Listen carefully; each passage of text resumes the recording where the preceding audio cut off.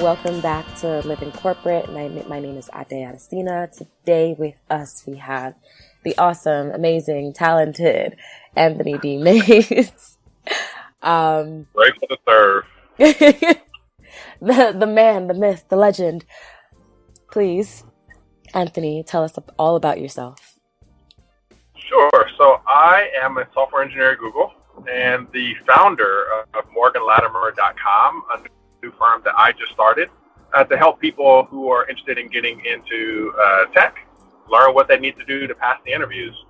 So I've been working at Google for 5 years, and that's I tell everybody that's 5 years longer than I thought that I'd be working at Google. As a foster kid from the hood, who went through some difficult times, I just never imagined that I'd have the opportunity to work at a place like Google. And so now that I'm there, I'm trying to help lift out a hand to everyone else from my community. Yeah. And from other communities. That is dope. Like, could you talk us through how you got there? I was doing some quick LinkedIn stalking and noticed that you transitioned from consulting to writing to Google. Like, what was that transition like? How did life take you through all these different spaces? Yeah, so for me, it started in college as I was pursuing my computer science degree at the University of California, Irvine. I was approached by Google Recruiter and given the application to apply for an internship. I took the application and threw it in the trash almost immediately. Wow. Because I just didn't see myself fitting in. I wasn't doing stellar in school. I had horrible math grades. Did fine in computer science, but I just didn't think that I had what it took to rise to the caliber of what I thought a Google engineer would be. I didn't have a conception of what a Google engineer was, and other than what I saw in movies and TV shows, right? Where typically these are predominantly white Asian guys who have the money to transform their basement into a computer lab and to innovate and all these kinds of things. These are people who could afford to drop out of college. I could definitely not afford to drop out of college. Yeah. So, I did the best I could in terms of securing internships and jobs after that, and did do some time consulting. And I got a call in 2011 from Google, who they reached out and wanted me to interview, and I had no idea how to interview with Google. Like, I didn't have mother, brother, sister, cousin, uncle, friend who had done that before.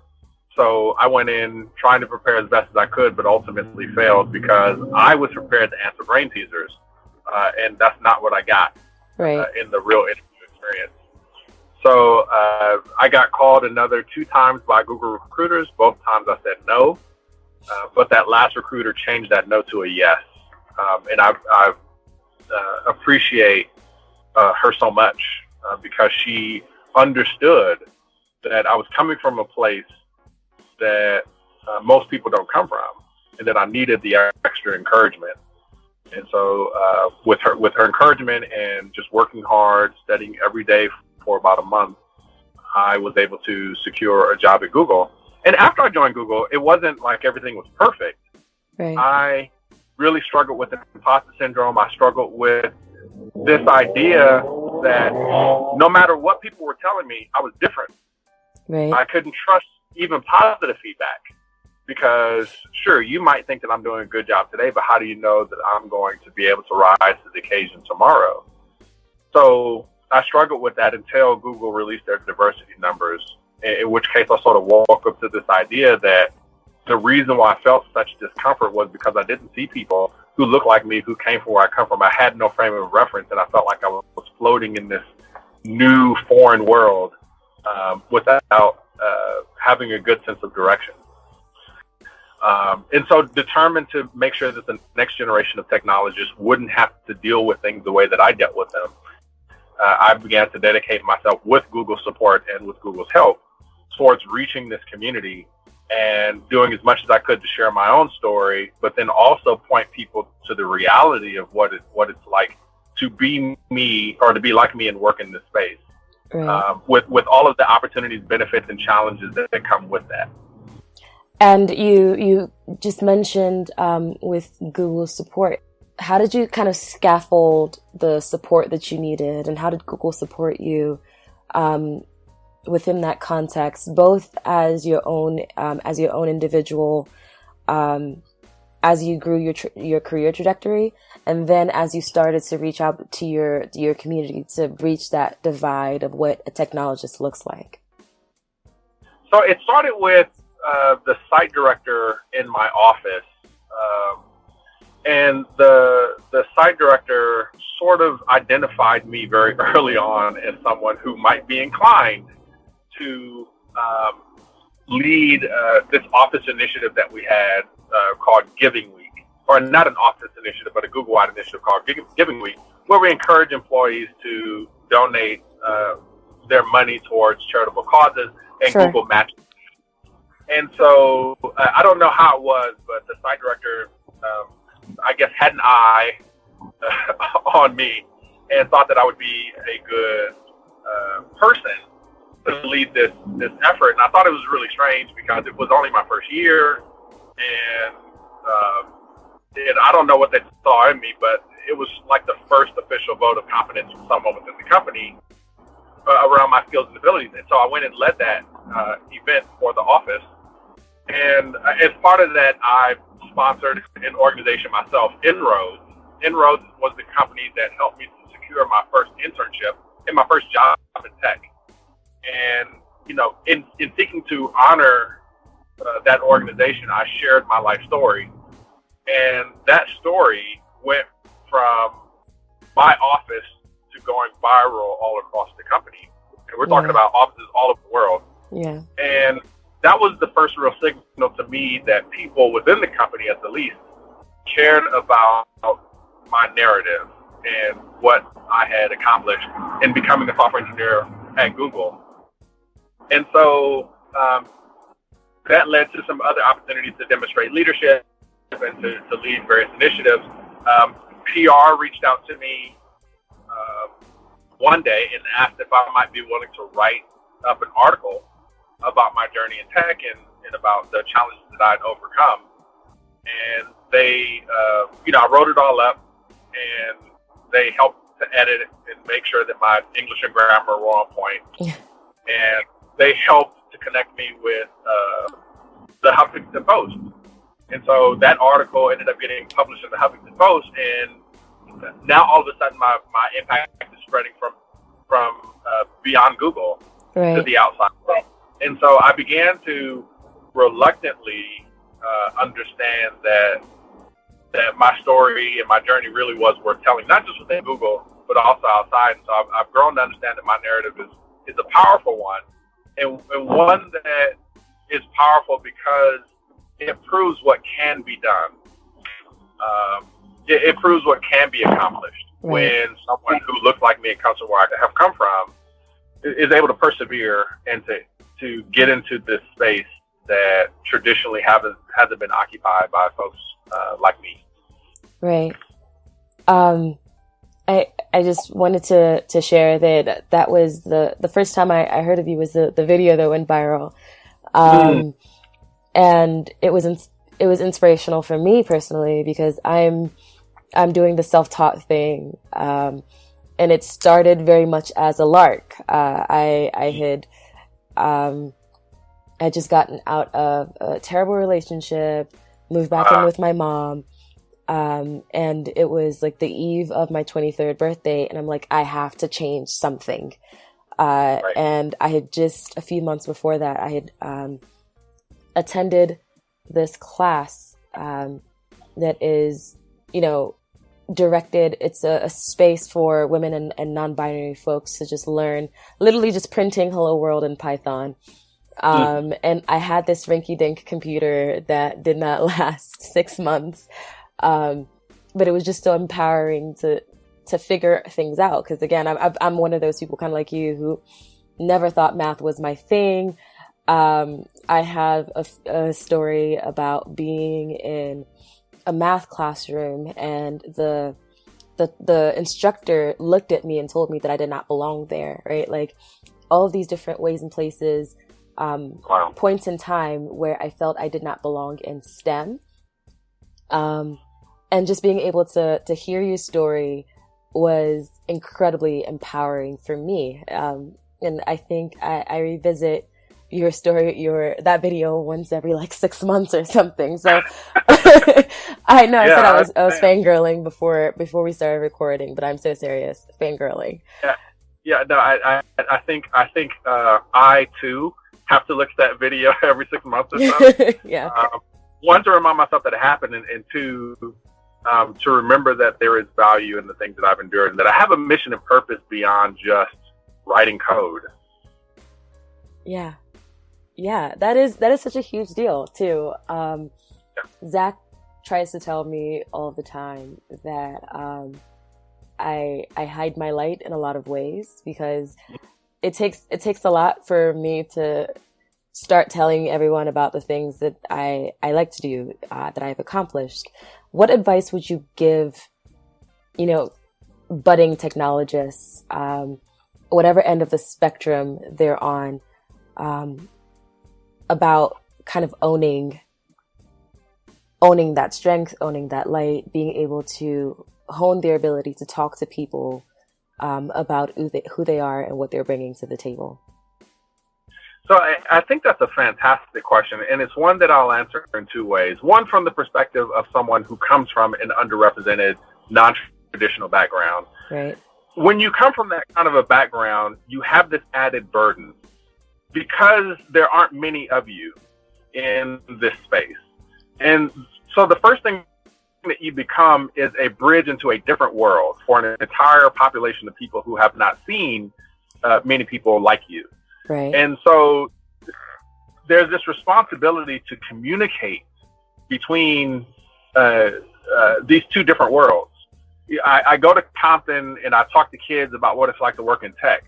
But I go into tech and I talk to people there about what it's like to grow up in the hood as a child. Right. So that there's this connection that happens through me and through my experience and through what I share that gives people of both sides visibility.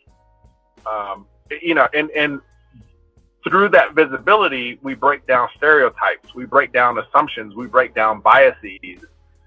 Of things, of notions that we formed as a result of watching TV or seeing movies or hearing things in the news. Yeah. We break those things down by bringing our experience to the table and showing that there's a different way. Yeah. That there are different people, that we're not just a monolith, whatever group we represent. So there's that perspective, and it's hard. It's a burden. You don't go to work planning on sharing these intimate details of your life. But for those of us who can, we do it because we understand that we are paving the way for the next generation so that when they come in, they won't have to have those conversations. Yeah. So there's that perspective. But then also from the perspective of someone who does represent the traditional Silicon Valley stereotypes or tropes or what have you, or someone who's well represented, I think that's the better way to put it. Yeah. There's a responsibility for those folks to be inviting and inclusive of this new wave of talent from these diverse backgrounds. And one of the ways that they can do that is to think about the ways in which they have felt differentness and use that as a way of connecting with these people who are different. Yeah. And so one of the things about where the specific Google office in which I work is that there really aren't a lot of Black people there, which is understandable based upon the area, demographics, and all those kinds of things, which means that I can't just rely on people who look like me and come from where I come from in terms of like partnering with people to pursue positive change. I've got to reach people who don't look like me and invite them to the conversation so that they will join me in the work. Right. And so one of the things that I've emphasized a lot is helping people who don't think that they have a narrative, who don't think that they have that light, convincing them that they do, and convincing them to share the where they've come from. You know, a lot of people come to me and say, "Anthony, I didn't grow up in the hood like you," and I'm like, I don't care. It doesn't matter. Right. Doesn't matter. have to grow up in the hood. Have you experienced any kind of poverty in your life? Have you dealt with a difficult situation before? Have you ever felt like an outsider? Were you always part of the in crowd, or was there a time when you weren't? Right. If you can identify that situation, then you know what it's like to be me. Even if it hasn't been for a lifetime, even if it's just been for a moment, you can take that moment and begin to build the empathy necessary to engage in meaningful, thoughtful conversations. Right. And that's important. And that's why I think that's one of the most inclusive ways to bring everyone into the conversation. This is the way that you reach groups who aren't Black or brown or female or what have you, right? That's how you reach them, is by helping them understand that it's not about being in one or more protected classes. It's about being human. Right. And as humans, we've all dealt with the situation of not being like everyone else in one way or another. I just want to snap my fingers, but I can only snap my one finger, so I'm just gonna on my one hand. Additional question. It sounds like you have spent a lot of time, not just honing your technical craft, but spending a lot of time being very intentional about how you engage in these different worlds.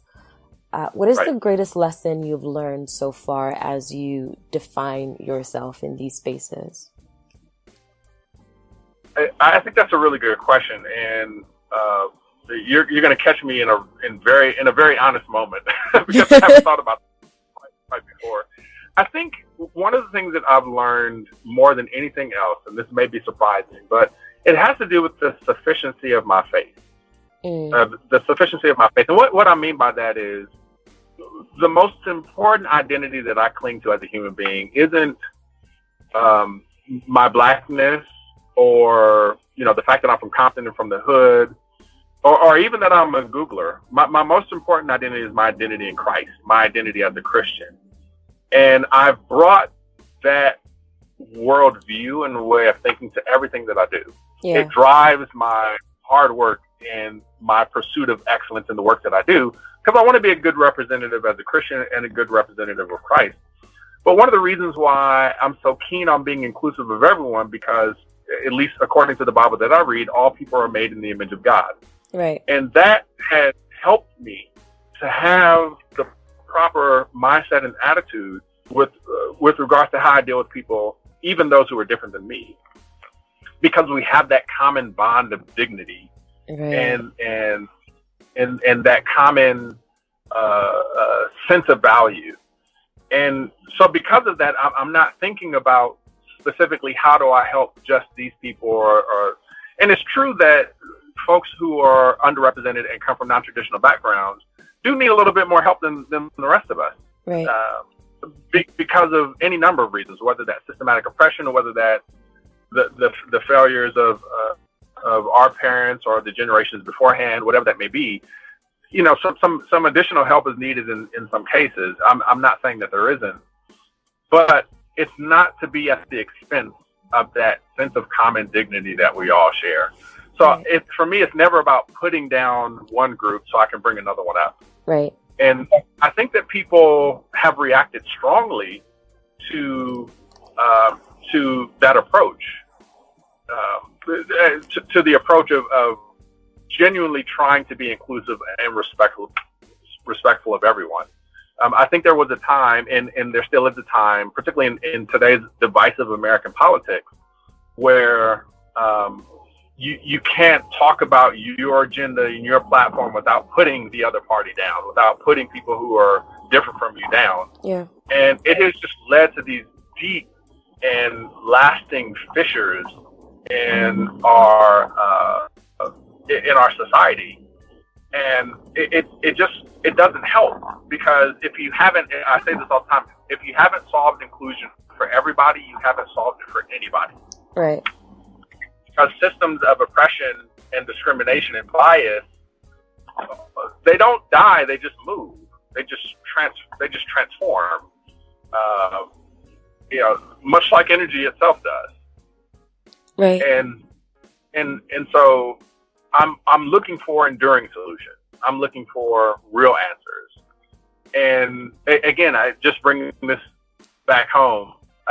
I've relied on my faith and the things that I've learned from the Bible and from the Word of God to drive how I do things. And it's great to know that I haven't had to change my faith or deviate from those principles that I grew up on in order to be effective at what I do.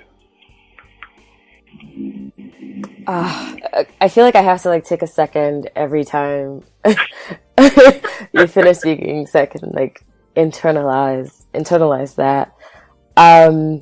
You just spoke about help and how folks from underrepresented minorities will need extra help. I know personally I struggle with asking for help, and that's in everything that I do.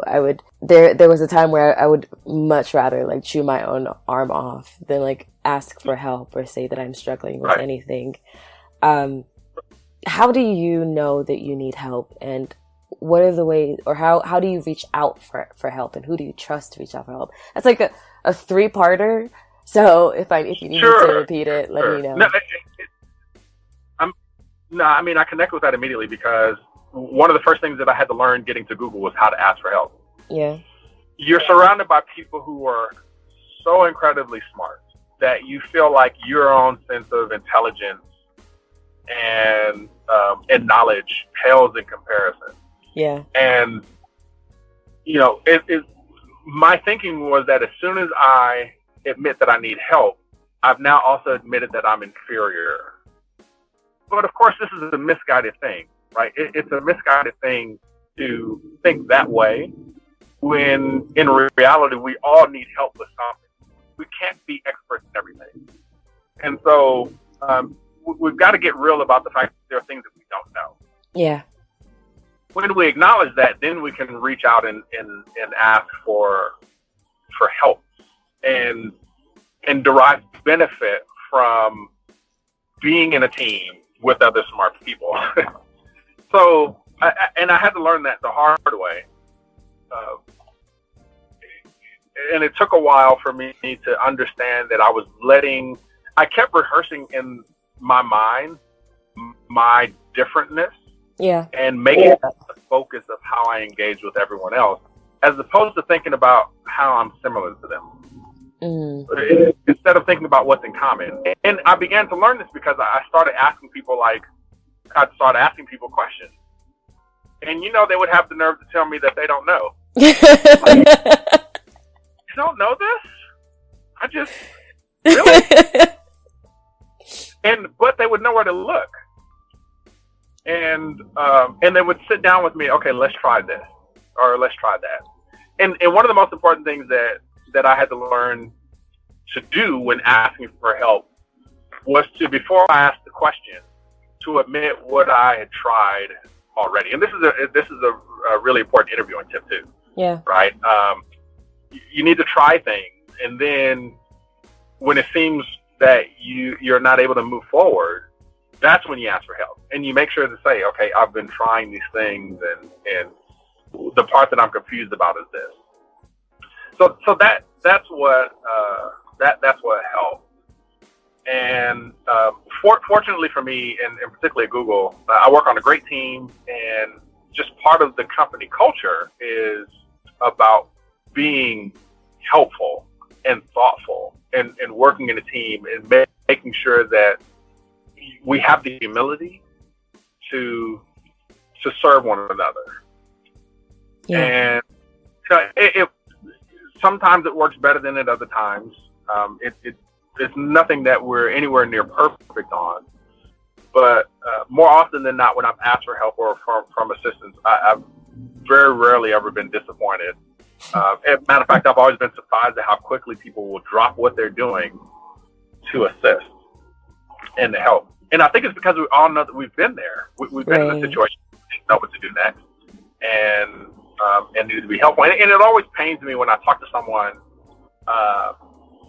who comes from an underrepresented background, and they're talking about these horrible experiences that they've had at companies where they've tried to ask a question and they were put down and they were discouraged by people on their team. And it really breaks my heart. And this is one of the reasons why I'm so much of an advocate, not just of people getting into tech, but specifically people getting to Google. And not to say that Google doesn't have their dirt, but I've been very fortunate in my career at every place that I've worked, really, not just at Google, to be surrounded by people who genuinely were supportive and cared about helping me to get from one place to another. And so I'm thankful for all of that encouragement along the way. So, perhaps it's been a little bit easier for me than it has been for other people, depending upon where they've been. I thank God for that. I kind of want to ask a more general question, because we've been asking or talking through more tech-focused question. But in general, for folks who are underrepresented minorities, sometimes you don't have guideposts, right? You don't necessarily know how far you've come, how to measure your progress. How do you assess your personal progress? How do you adjust when you feel you're not making as much progress as you should? And I understand that you're probably going to give me a response within the context of tech, but any way that you can provide some advice, I'd love that. So, one of the things that's been a key principle to live by is having an attitude of gratitude and gratefulness and thanksgiving. When you're someone like me who's come from growing up as a foster kid, a former physical and sexual abuse victim, there's so much that I have to be thankful for as I think about my life now versus what it was back then. And I'm even grateful that those situations happened, because if they hadn't happened, I wouldn't be where I am today. And so one of the things that happens is that we lose that sense of gratitude and thanksgiving for the incremental progress that we make. And I generally address that by asking people a series of questions. Things like, did you get a high school degree? Yeah. Was your GPA okay? Did you go to college? Yeah. Are you passing your classes? Did you get at least an A on something? Did you graduate? Were you the first to graduate from your family? Did you get a job? Do you still have that job? Right? There's just all of these things that we minimize. And it's not even that we minimize it, it's that we forget, right? We're not good at keeping track of the progress that we make. I think one of the reasons why I post on Instagram and Twitter and all that stuff, it isn't so much for other people as it is for me to, like, in a month's time, just go back and review. And because I always tell myself, like, what have I done today? Like, what have I done for me today? What have I done to help somebody today? And the other thing, too, that's been dangerous. So I've talked about having a sense of gratitude, which you absolutely have to have. But the other thing that you need to do is to reframe how you think about yourself. And you need to reframe how you think about yourself in such a way that you stop comparing yourself to other people and start to understand who you are and how you fit in. Focusing on your strengths and what you bring to the table.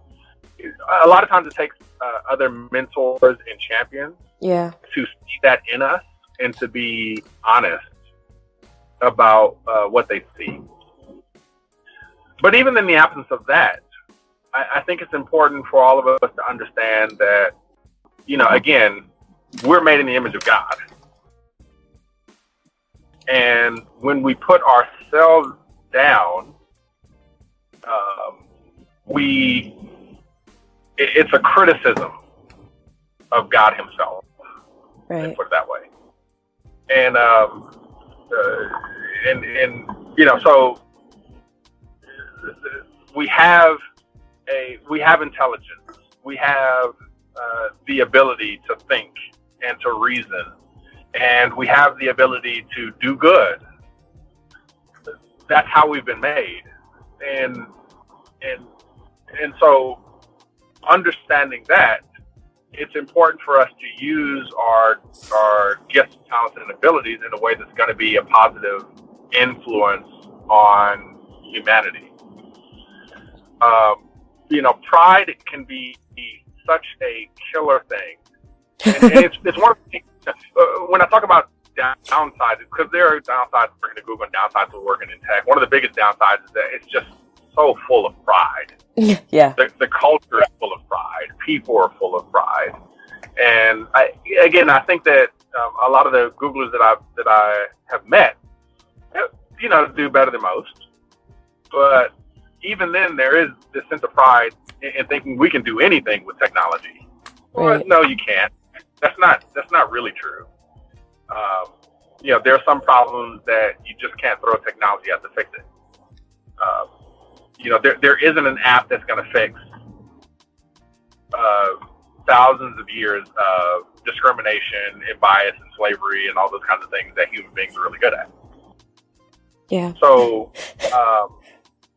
we've got to confront that pride and realize that it's about working harder. It's about having the humility to realize that you don't know everything. Right. And that you've got to take steps that are comfortable for you to make progress little by little, and do that. Again, so Anthony, that's a long answer. No. Again, fantastic answer there. I'm gonna throw one out and that'll be like my last, semi-heavy question for our conversation. But how would you recommend people, like junior, aspiring, whatever you want to call us, how would you recognize that people reach out to find mentors? One thing that I've realized is that tech is no fun when you do it by yourself. Especially when you are coming from a non-traditional background, if you're self-taught, if you're in a boot camp, like whatever your circumstances may be, if you're isolated, it's really, really, it's awful. Like I went through a period where, for like a period of 7 months, I was just like beating up on myself every day for not knowing very, very basic things. And it took me finding somebody I could just like sit beside and have a conversation with, who was saying something like, he would literally sit beside me and like Google to make sure that he had the right answer before he told me himself. And just having that sort of relationship has been a huge boost for me. Right. How would you recommend others seek out a relationship that is as affirming with someone who has a little bit more time in the industry, or who are seeking to get into the industry? So I think there are three things to that. And I'm just going to spit them out quick fire, and then you can remind me of what these bullet points are. The first thing is be friendly. Yeah. The second thing is to understand that people love to talk about themselves. Right. And the third thing is to offer a little bit of yourself in exchange. So let me unpack those three things. First of all, I'll start with people who love to talk about themselves. So a lot of times a great mentoring relationship can start with you just asking, how did you get to where you are? Yeah. And you don't say anything else. You just listen. And if their answer seems a little short, well, tell me a little bit more about this thing or that thing or whatever it is. But it generally tends to be the case that people love to talk about themselves, or they enjoy it enough that you can enter into a conversation and a dialogue with them pretty easily. And so, yeah, it can start with, and you can offer to buy someone coffee or sit with them at lunch or however it is, make it as easy as you can. But you start with that. How did you get to be where you are? And make sure that they understand that you appreciate exactly where they are. Yeah. Because a lot of people are going to say, well, I'm not the CEO or I'm not the CIO or I'm not a VP or executive, whatever it is. He said, I don't care. I just want to know how you got to where you are. Because if there's anything that I know about where you are, it's that I'm not there. Right. And I'm trying to get there. So you start there. People love to talk about themselves.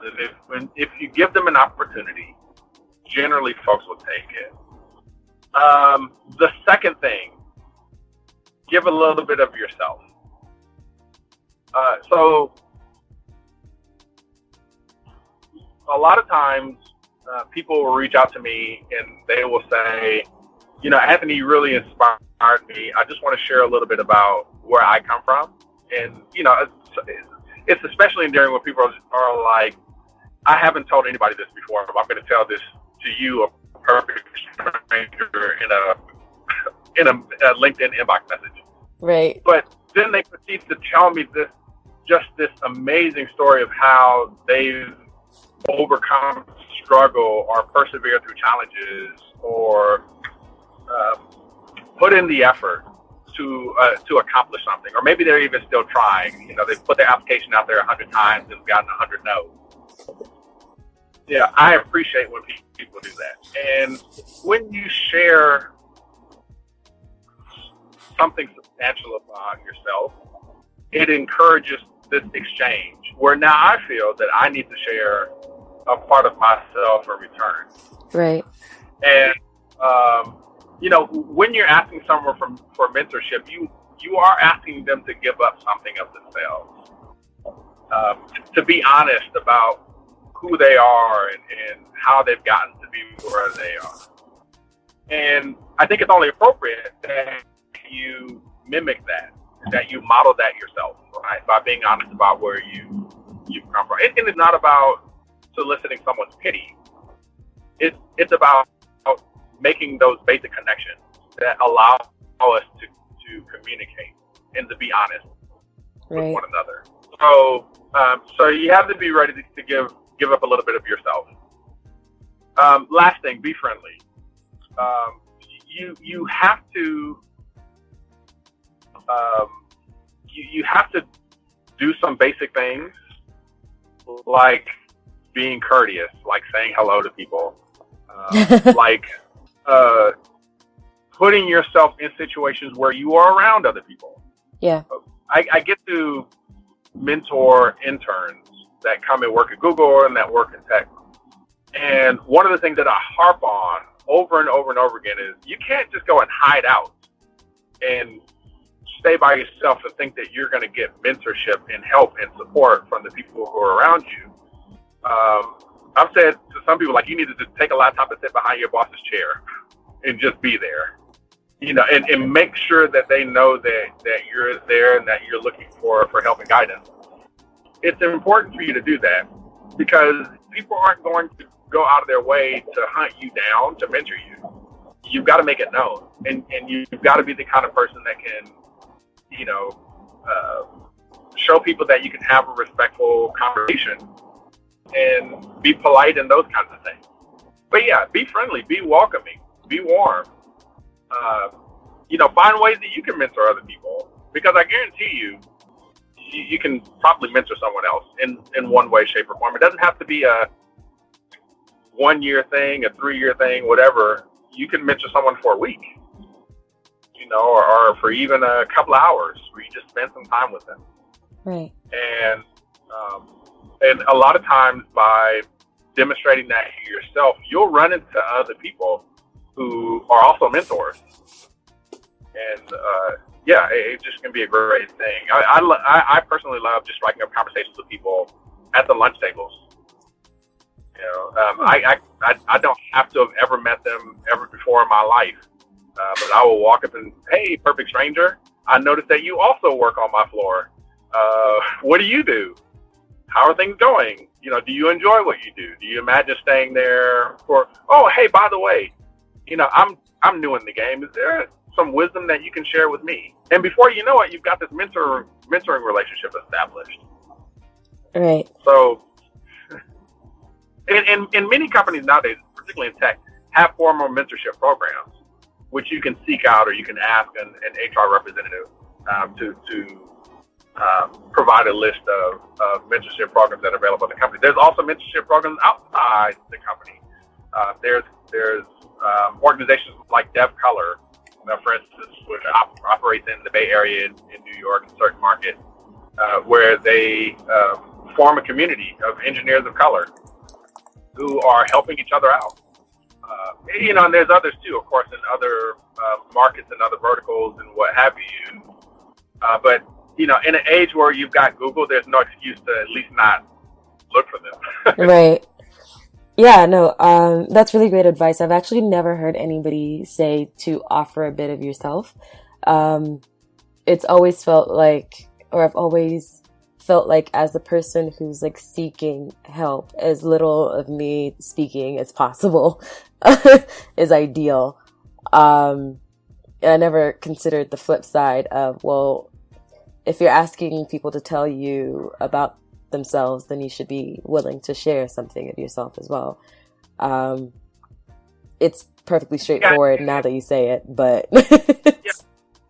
And again, you know, what I bring as a diverse person, or as someone who comes from a different background than what you would traditionally find, I bring a perspective. I bring something of value. My differentness isn't a liability; it's an asset. Yeah. And so being able to bring my perspectives to the table and my way of thinking and my worldview to a conversation, it can be meaningful. And so, you know, I need to be prepared to be honest about, you know, why I think the way that I think and where that comes from.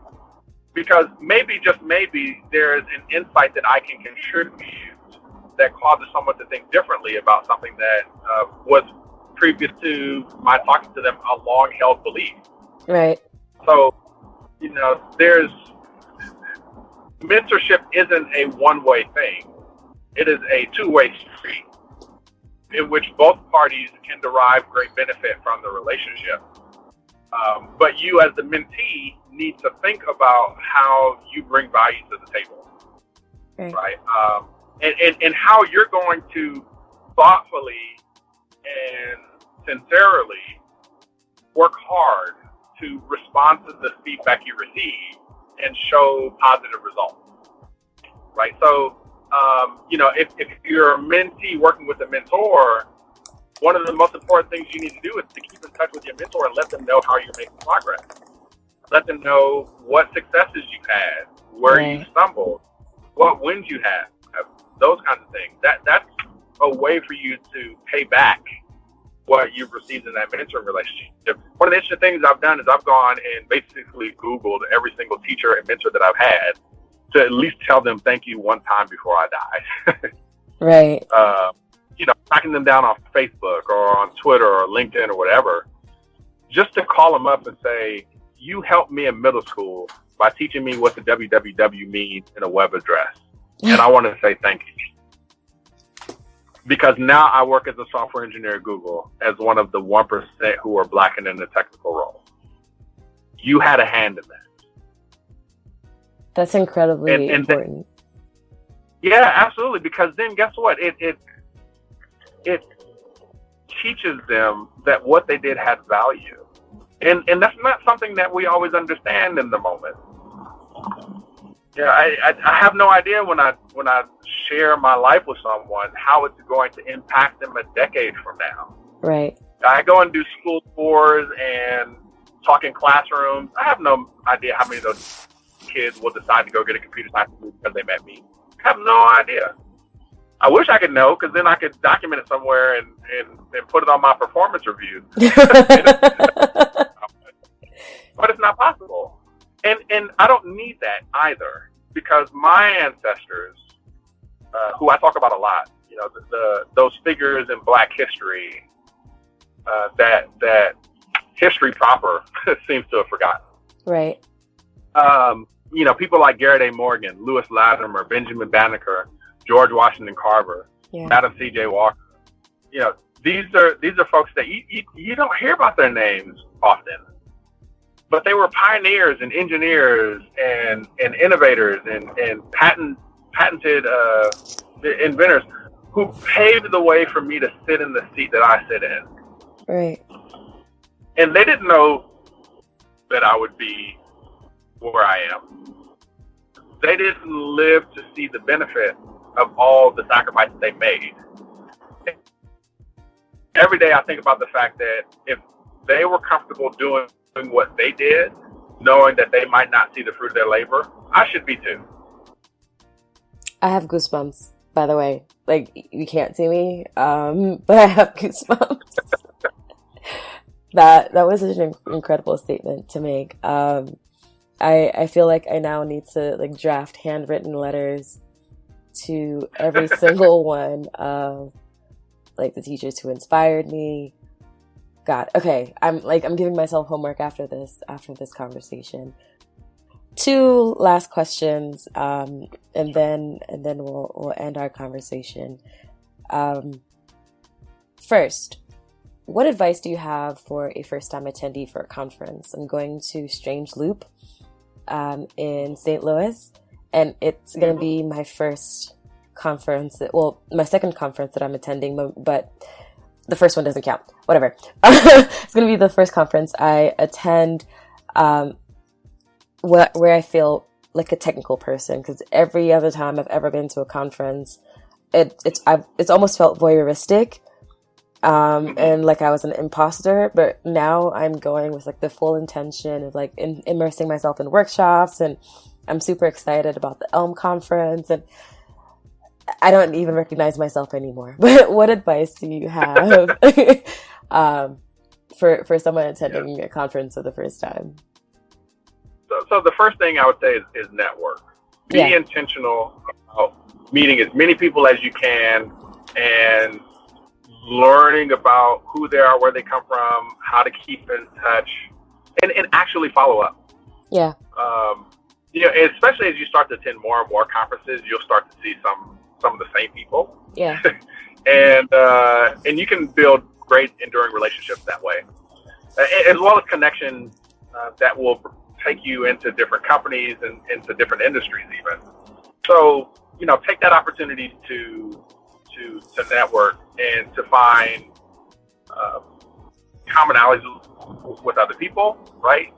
Shared interests, shared goals, strategies, see how they may be doing things differently, learn from that, investigate. So definitely do that. And again, I'm the kind of person that will go and sit down at some random table full of strangers and ask every single one of them to drop some wisdom on me. So you may be inclined to do the same.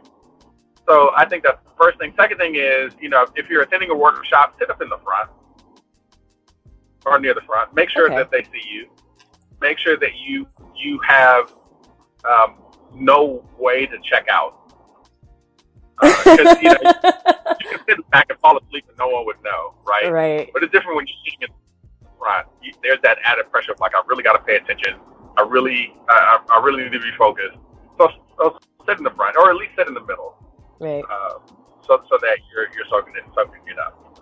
I think that's when I went to orientation week at Google, I sat in the front of basically every single one of my orientation classes. Okay. Because I wanted them to know that I was there, and I wanted to make sure that I couldn't just walk out and disappear. Right. So I mean, forced me to be active.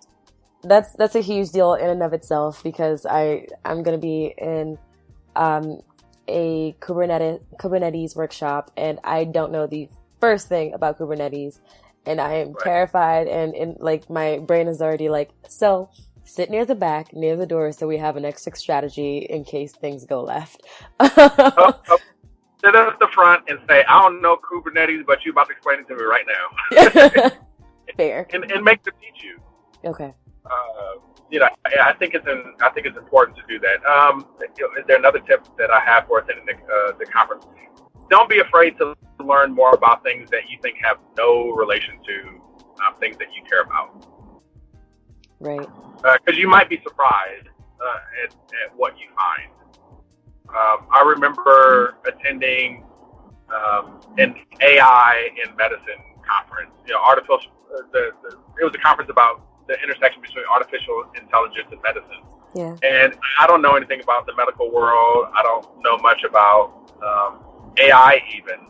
Right. But I thought it was interesting to talk to some of the vendors and talk to some of the folks in that space. One of the gifts that you get from working in technology is that technology is ubiquitous. It's everywhere. Everyone needs to use technology in one way or another, right. Particularly computers.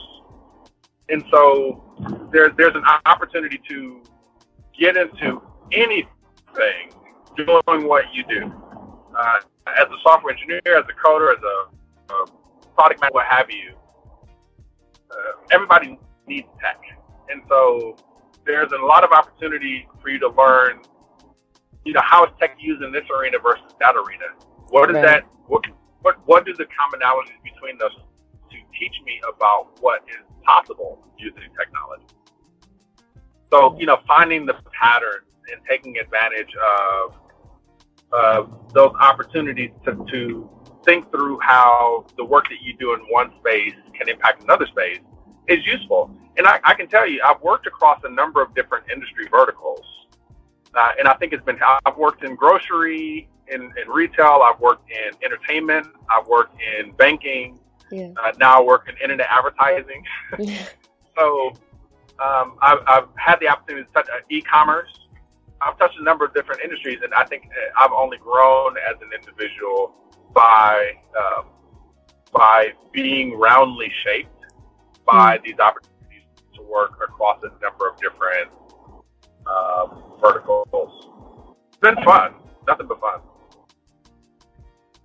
Okay. Thank you so very much, Anthony. Very last question, and then I'll let you go. What's your favorite coding language? Oh, my favorite coding language is got to be JavaScript. Yes!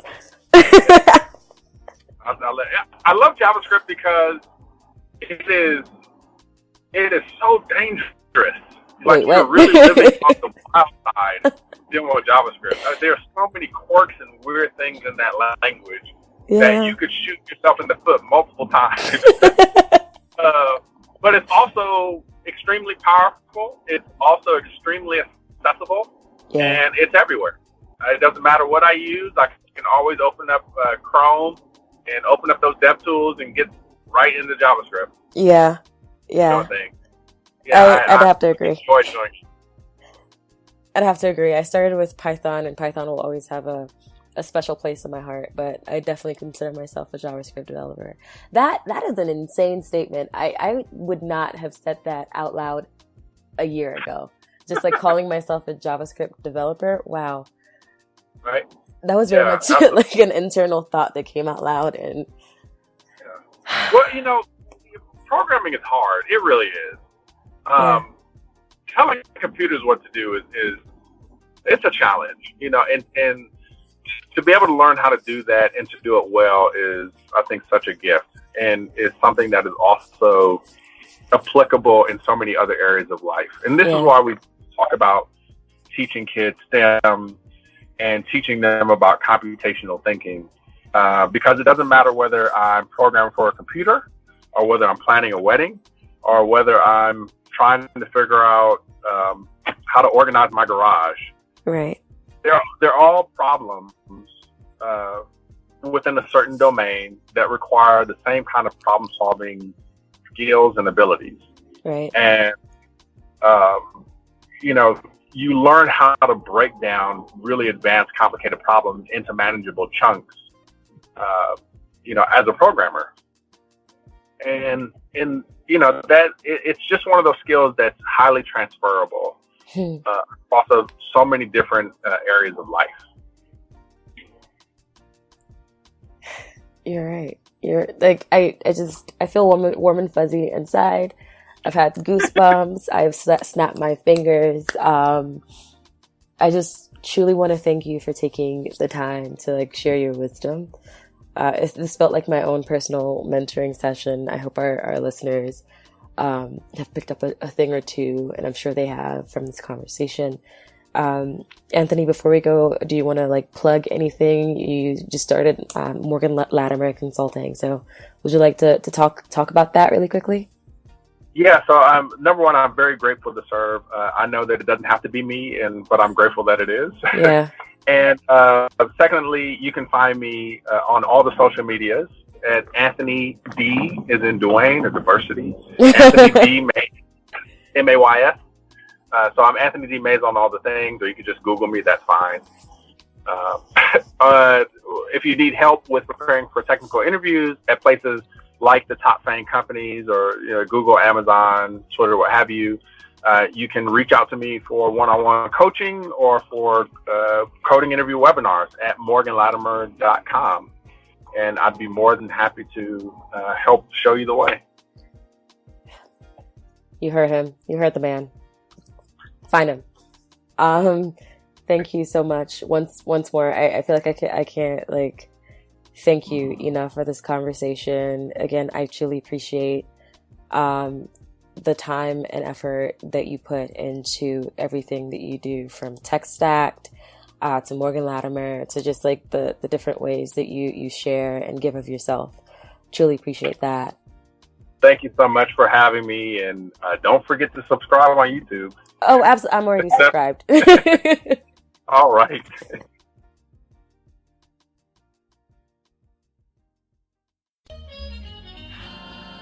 Living Corporate is a podcast by Living Corporate LLC.